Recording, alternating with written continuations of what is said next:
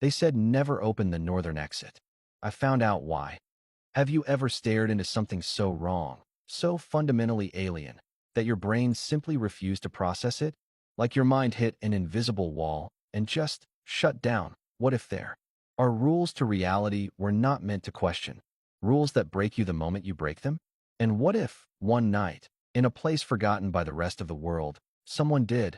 My name is Mason, and I should have never said yes to that job. They called it Black Hollow Station, a cold, hollow echo of a name that matched the emptiness around it. Located deep in the Arctic wasteland, hundreds of miles from the nearest human settlement, it was a concrete mound buried in snow and silence. No roads, no towns, no signs of life, just wind that howled like a mourning beast and a sky that never blinked. They say silence is peaceful, but not here. Here, silence felt watchful, like the earth had exhaled and was waiting to see if you'd flinched. I took the job out of desperation, pure and simple. My bank account was hanging by a thread, and when the listing appeared, it looked like salvation disguised as a job posting. Night surveillance operator, remote research station, 6 months, high pay. Sounded harmless enough. Sit in front of monitors, drink some coffee, get paid. The salary? Obscene. Double what I'd made in a year, plus room, board, and a guaranteed bonus. Too good, I realize now. Far, far too good. That should have been my first warning. But I was broke, and broke people don't ask enough questions. When I arrived, I expected some sort of welcoming orientation. Maybe a tour. What I got instead was a silent man waiting in the snow that he stood motionless outside the steel entrance. Tall, bald, face like carved granite. His parka was bone white, stitched with a black insignia that looked like an eye inside a triangle.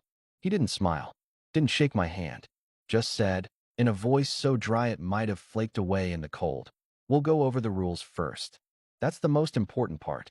He handed me a laminated card.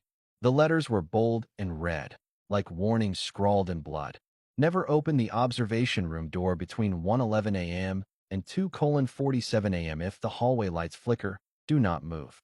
Hold your breath until they stop. At 3:03 a.m., check camera 6.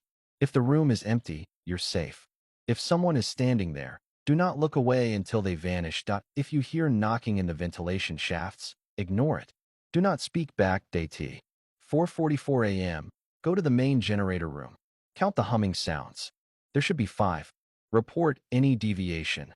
Never, under any circumstance, open the northern exit. That I let out a weak laugh, expecting him to crack a grin. Is this a joke? I asked. He didn't even blink. These are not suggestions, Mason. Break one, and you won't survive the night. The way he said it, like someone repeating a fact he'd watched unfold too many times, strangled the laughter in my throat. Still, I told myself it had to be some kind of psychological experiment. This was a research facility, right? Maybe I was the experiment. The first few nights passed without incident. The cameras fed me an endless loop of still, empty corridors. No movement, no noise, no surprises. Just the occasional gust of wind whining against the metal walls and the distant hum of generators churning through the Arctic dark.